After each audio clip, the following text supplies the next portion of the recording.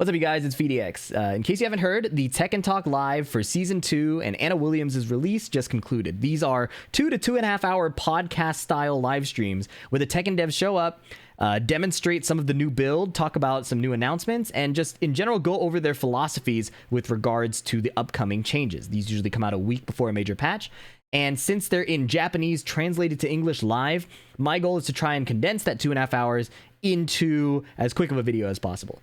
Now, in this video specifically, I don't want to dive into the Anna changes just yet because there's a separate IGN video that's also an early access guide to the character. So we'll do Anna's implementation and that IGN guide in a separate video. Instead, I want to talk about the Season 2 changes. Additionally, the Tekken Talk, when they were trying to show the new UI, has some Season 2 extended gameplay between Reina and Asuka. So there will be gameplay to analyze, and we'll get to see a taste of what Season 2 is going to look like. In general, I try to be pretty positive in my videos because I think that negativity is just in general less fun to cover. But I want to be honest that my feelings about this update are not very good. So if you're looking for the positive news, the first few things will be that. My coverage of the actual gameplay that they show will be pretty critical. So, disclaimer. First things first, though, I think that I want to emphasize that the fan art that's being released in the game has like an expiration date. So you have to go into the Tekken Lounge and fight the bots there that are standing in the main area to get these fan art panels, and they're limited time only. So I definitely recommend getting these. They're free, but the artwork is really, really good, and I like supporting artists in general, so I think this is worth doing. Okay, now, some TWT changes and esports changes. They are making coaching have specific rules now. So tournaments can establish their own rules, but the default rule set is you only get 1 time coaching per match, only after losing, and 1 minute and 1 coach only. The bracket is also going through changes. Traditionally, only the top 3 grand finals, winners final, and losers final are first to 3, best of 5. Now they've added a 4th match. The losers semifinal will also be first to 3. So that's a big change for tournament first to 3 rule sets. Maybe we'll see it expand to top 8. Hard to say. It depends how the season goes. They've made some tournament optimizations as well for consoles specifically. So they're allowing you to turn on VSync, and they're creating some tournament presets. This is mainly important if you go to locals or if you're organizing tournaments. These will be great settings for that, and for making sure when you go to a major tournament that the settings are all standardized, because the game can feel really different if you have VSync on or off and the lag is different, etc. All right, now for the major meat of this patch. The first additional character is number 1. That's Anna Williams. Again, we're going to be covering her in detail in a separate video. And the large-scale battle balance adjustments and other quality of life changes are what I really want to focus on. Okay. For those who are curious, March 31st is the release date for Anna Williams and the Season 2 patch for North America. April 1st in Japan, I believe. All right. My notes here are just Anna notes, so we're skipping those. And let's get to the changes. Oh, but I do want to show you the new main menu. Hi. New main menu and new character select music. Changing to reflect the latest character at that point. So the title screen music is going to be the same. But they're going to load into practice mode, character select, and there's a new song.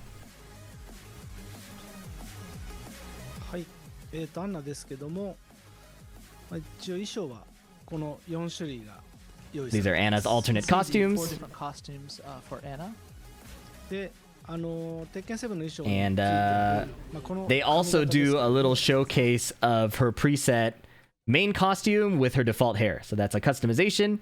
I wish they would let you do this kind of stuff in tournaments, but in any case, they're going to demonstrate Anna with Nina as the opponent in practice mode. Again, we'll cover that in the next video. But for now, let's keep going through the actual Season 2 changes. So there's been some cool quality of life stuff, and this is stuff I'm actually pretty positive about. I'm really excited about this. So first things first, they've added the infinite practice stage. So you could do like combos, you could do your things without worrying about the wall at all. So by hitting, it's available in a menu setting, but also by hitting touchpad and up, it'll teleport you to this infinite practice stage. So a nice little quality of life change. It's not huge, but definitely appreciated. They've also expanded the CPU punishment settings. So here, you'll see that when they go to the menu... Oh, wait. Here. You'll see that when they go to the menu to choose what the Jin bot does after you attack his block, that they've expanded the options. And this is going to be great for more defensive training.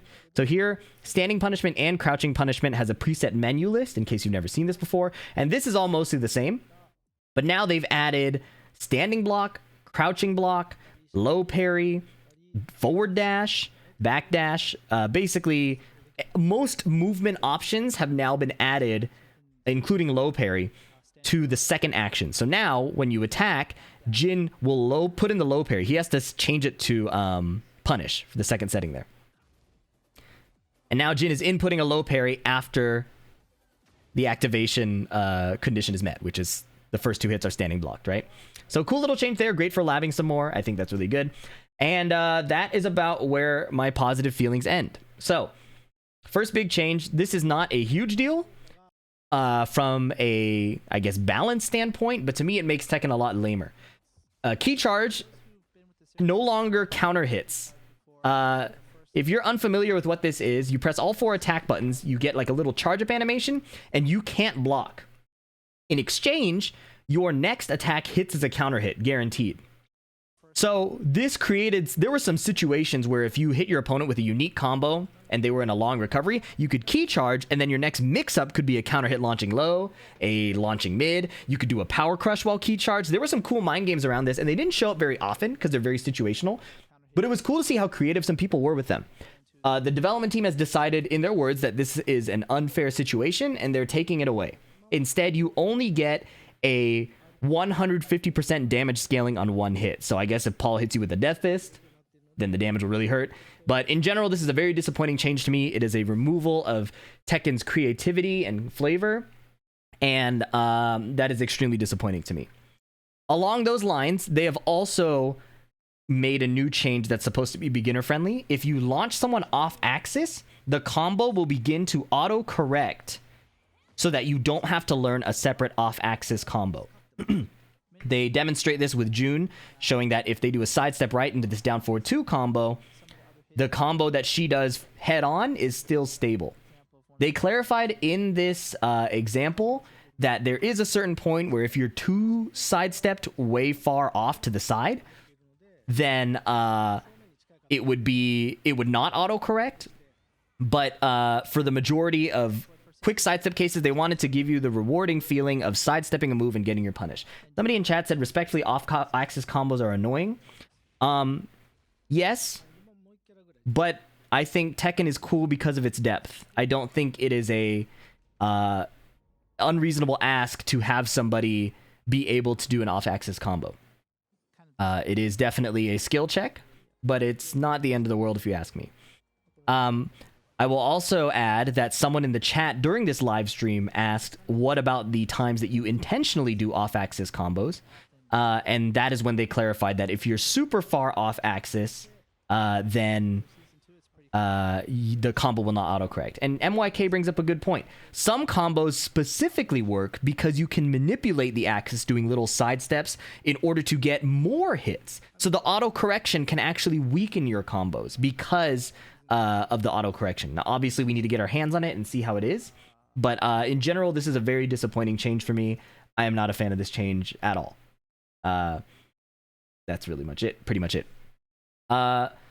Now, they do an in-game demonstration here with a lot of gameplay. The reason why we're skipping Anna's gameplay is to be able to do a proper breakdown of this. So this is the first time we'll see some Season 2 gameplay. Reina versus Asuka, and there's a lot of changes to look at here. So I'm going to switch screens here and look at the actual gameplay here. All right. So Reina can now go into stance off of Sen 2. Right, so she did forward 2, Sen 2, and went into Heaven's Wrath stance. So this adds to my general impressions of this patch, where it feels like they are doubling down on the idea of offense being stance into stance into stance. Another change here, you may notice that that's her heat smash animation. It no longer uses the entire heat gauge. So it uses about 45% of the gauge, and she can do more. It appears the Twitter complaints that Reina has no lows have been heard, and they are giving her lows.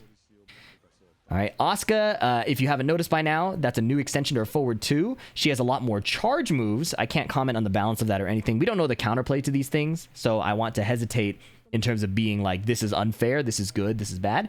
But this seems like following the trend of buffing out characters' weaknesses. For example, this Reina low. Sorry, it was farther back. For example, Reina does a low here that is evasive to highs. It looks like it could be evasive to mids.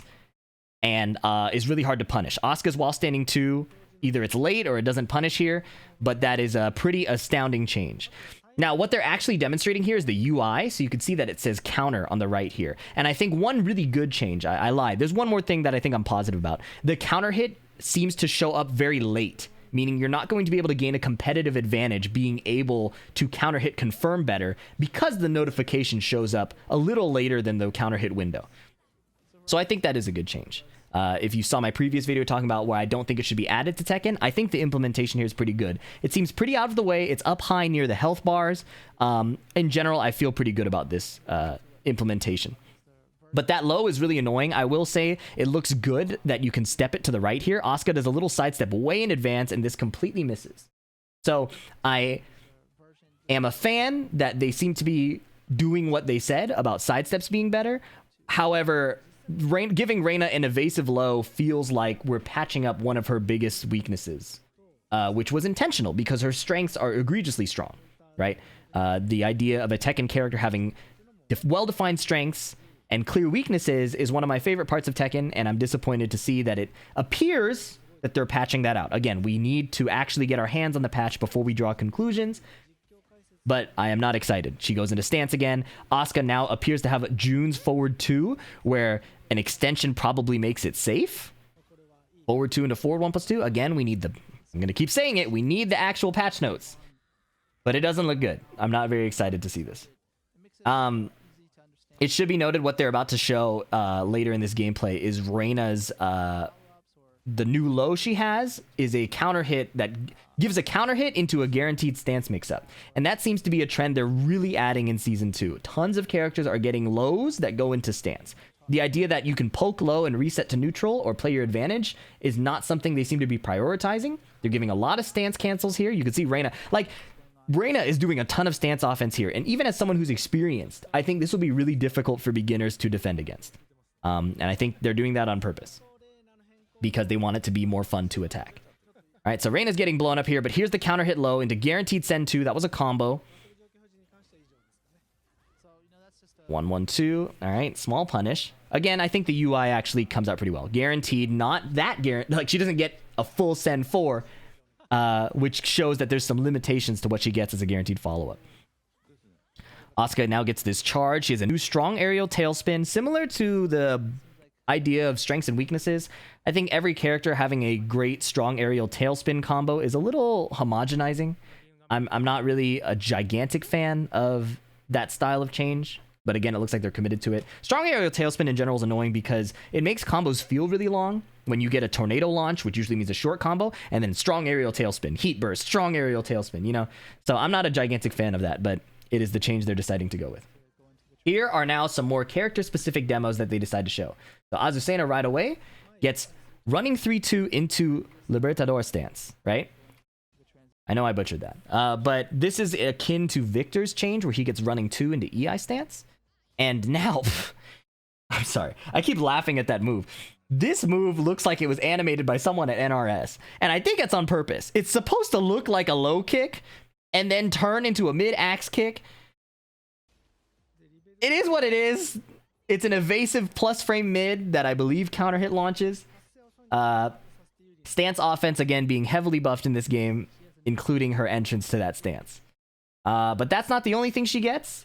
Azucena is also getting a buff to her down 1. It used to be -2 on block. Now it is +4 on block. So it's now looking a lot like a Brian back 1. And she has this full crouch low that is +5 into stance. So again, plus frame low into stance.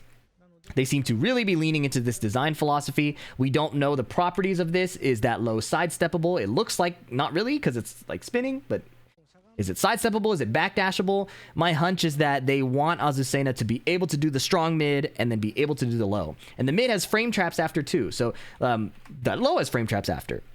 Because the low is +5, she now goes into the stance. And this is a 14 frame mid.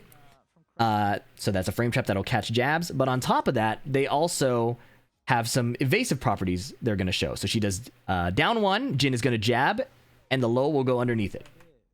One more time, down one, and she goes underneath the jab. So just offense that feels very canned, right? It's like, we're going to do this move, we're going to do one of these moves. It feels very preset, very cookie cutter. I feel like it's a big removal of the offensive and defensive complexity that Tekken can have. And there'll be another video where I talk about that in more detail.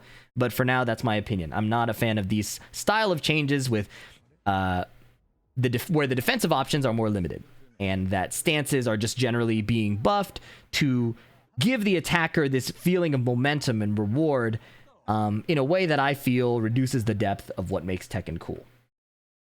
That's Azucena. Let's look at Devil Jin now, one of the most hotly debated characters. They've heard you. Devil Jin has been nerfed too much, and we want to see more of him. So, down forward 1-2 is now a natural combo, and he has a mix-up. So, if the first hit doesn't hit and you try to duck the second, he also now has a mid-extension, down forward 1-4. My opinion on this change is it's kind of corny, you know? It's like, oh, duck the high, oh, block the mid, oh, just stand block both. Like, the defense risk-reward, depending on the situation, may not be worth ducking the second hit. It ends up feeling kind of just like canned string offense, which is like another flavor of preset stance offense versus movement and poking and things like that. That's my opinion on that. It looks like it has a strong knockdown. I don't know if that's a natural. Let's see. Second hit only, maybe. Gives a plus 16 knockdown. Yeah. So it's not a natural combo with the mid. The mid is more to catch somebody ducking or mashing, I believe. They've added a new Morning Crow high. So if you've seen his Heat Smash before, this is basically that. Where, okay, they'll show it here. He dashes forward, and it's like a high face jab, unblockable, +5. It does permanent damage. It's not a lot of damage, but again, it feels a little corny. He already had the plus frame mid and the homing unsafe mid, so it was kind of a movement mix-up. Now it's like a three-way, right? Unblockable high, and then the two different mids. And then he has the other mid as well, like the tracking version, like Morning Crow 3. Little corny again. I think it's not the end of the world. I don't think it's overpowered. I should also emphasize that I don't think these changes are necessarily overpowered or unbalanced. I just disagree with the depth of the design. Okay. Back forward 2-3, giving a knockdown now. I think it always did that. Maybe they just changed the knockdown property. A chatter just asked, why are you critical about everything? That's really funny. I think this might be one of the first few videos of the year that I've been critical about Tekken. He can now go into stance off of back forward 2-3. So giving, again, more stance offense options, which is the design philosophy they want to go with.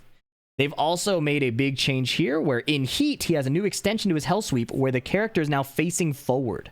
So Hell Sweep usually knocks your opponent in a way that turns them around so that your combo is weaker. Now this actually faces them forward so you can do a full proper tornado combo. This is, of course, restricted to the Heat state, but it reminds me of the idea that the Tekken team generally wants to patch out people's weaknesses.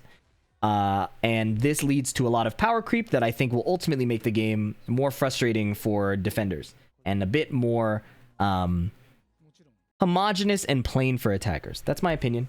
You are free to disagree. Jun Kazama. She has a new install. It goes up to 100 stacks. At 100 stacks, her laser does more damage. While I was yapping about the install, you may have missed the fact that this is her old Heat Smash, Genjutsu Low. And just like Reina's before, it no longer consumes the entire gauge. It consumes a little over half.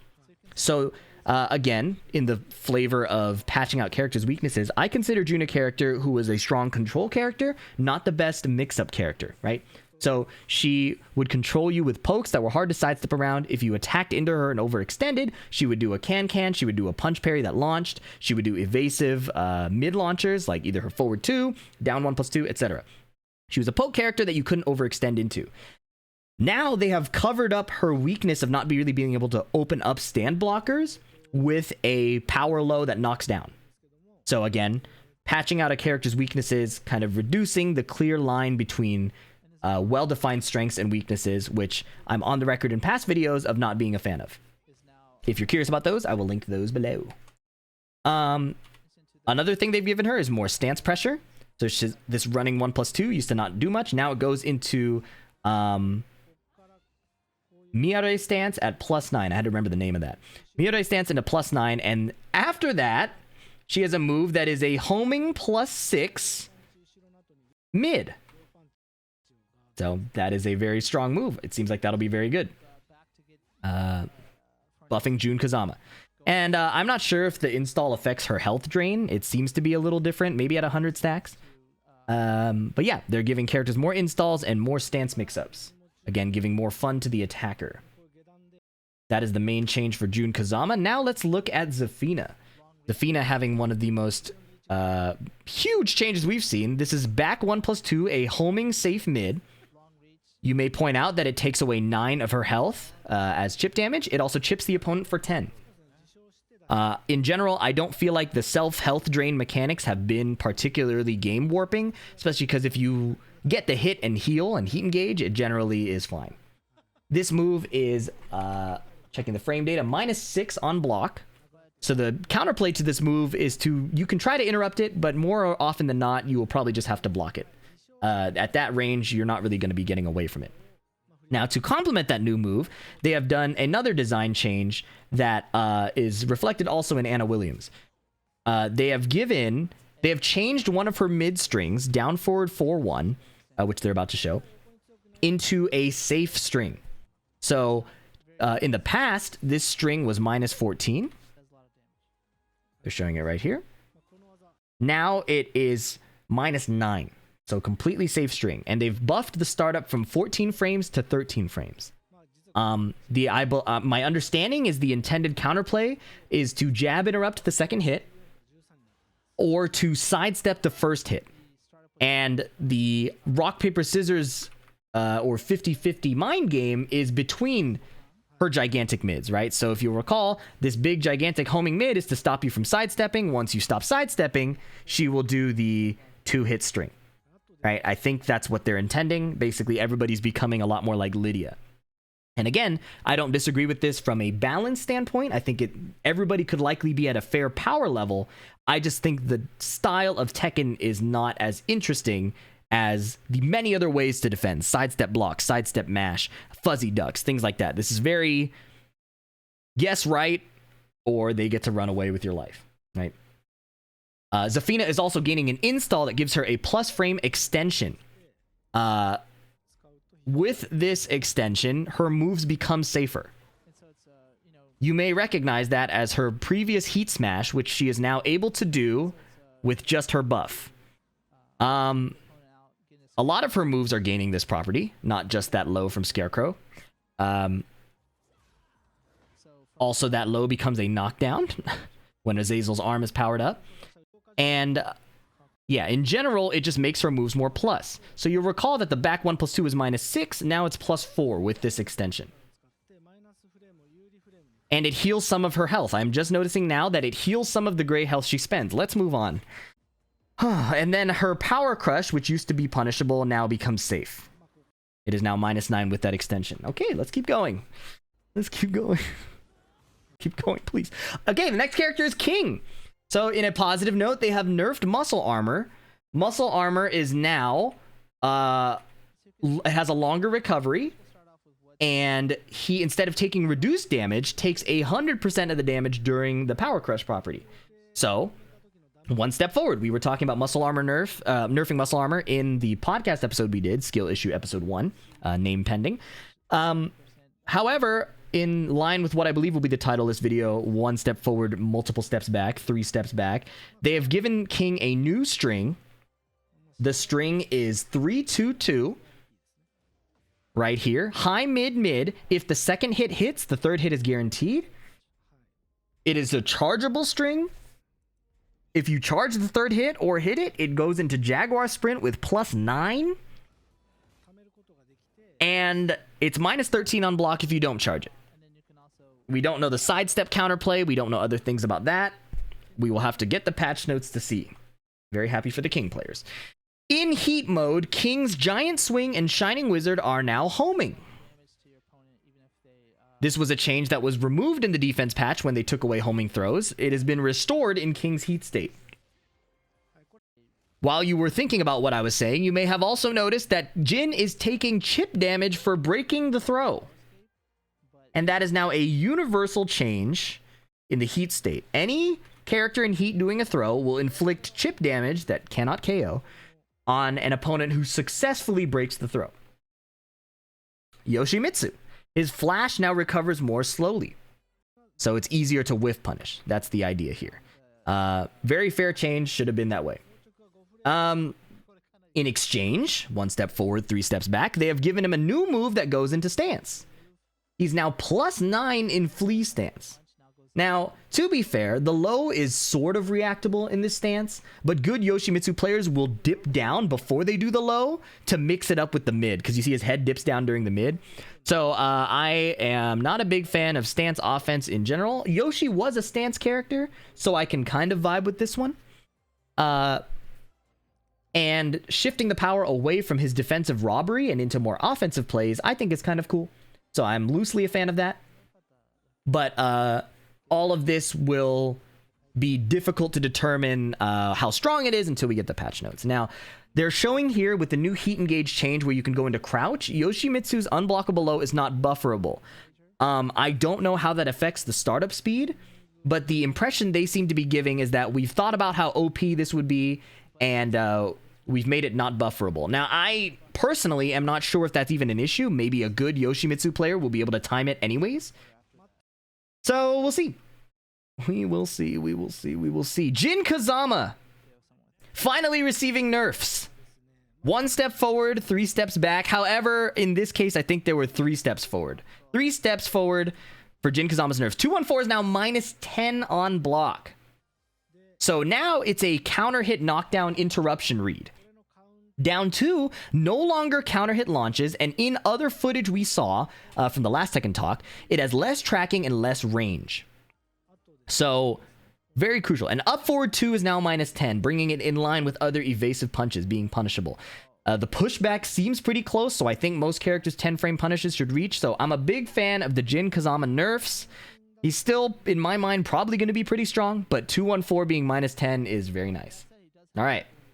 And now for the buffs, because no characters seem to have gotten away with only nerfs. They have been buffed as well. So running 3 goes into Zen stance. The dive kick is still +2.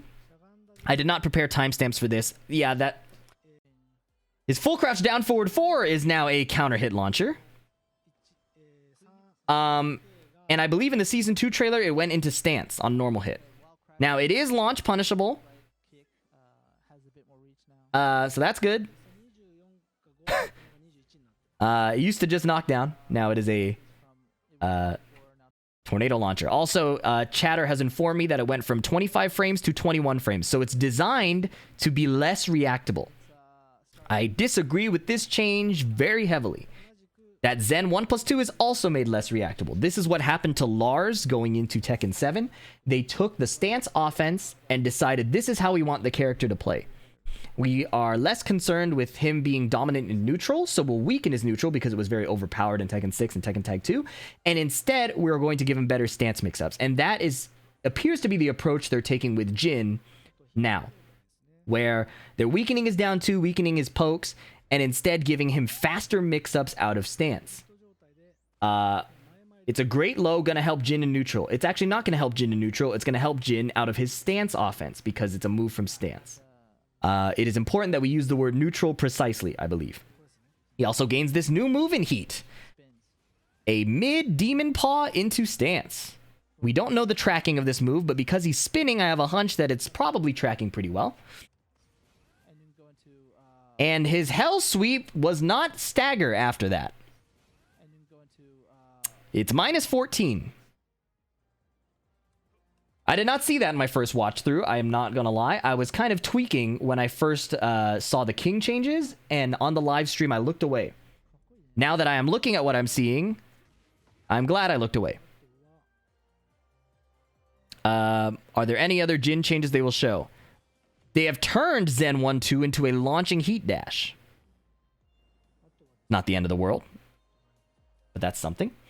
Yeah, I think Jin Kazama has officially become cornier. Again, I'm not making statements about strength and balance. I'm making statements about, is the counterplay fun outside of simply guessing rock, paper, scissors? And if I were to summarize this patch, this feels like the casino rock, paper, scissors patch. When you imagine how you fight against Eddie, Lydia, Lars, and I'm not talking about just like your first time booting up, I'm talking about even how the high level players play against him, where you ultimately are just doing some guessing whether you're mashing. You don't want to get your mash evaded, so you'll probably pick a down forward one. There's a stance they'll go into where you eventually have to guess because it's not feasible to react to. The risk reward is not necessarily in the character's favor. Like, it could be very risky. Like that Jin full crush down forward 4 is launch punishable. But it's not very fun and interesting to just guess mid or low. To guess if the homing move is coming, like if you look at Zafina. To guess if the homing move is coming at you or the linear move is coming at you. I think there's more interesting stuff at play, like... are they linear to one side specifically? If you think of like Kazuya having that sidewalk left weakness and creating timing games off of that, to me, is a very interesting form of Tekken. And it justifies Kazuya having strong moves like the electric, like CD1+2, like Demon Paw. If you look at Tekken historically, a lot of offense was very layered and had unique strengths and weaknesses. And what it feels like is officially with the Season 2 patch, again, pending the actual patch notes, I'm trying not to overreact or be a doomer, but it appears that their emphasis is to create more stable RPS situations that allow the attacker to have more fun and feel less outplayed. In their own words, they wanted defenders to feel like, or they wanted newer players to feel like they have a chance to beat higher level players. To cope with that, let's look at this cool new Jin combo. I think there's a cool new animation they gave him. It was like, it looks like Leo's down back 2-4 or something. But yeah, they're giving a bunch of characters strong aerial tailspins. And in general, that's the new move. I'm in general a fan of inclusivity and welcoming beginners and things like that, to a point.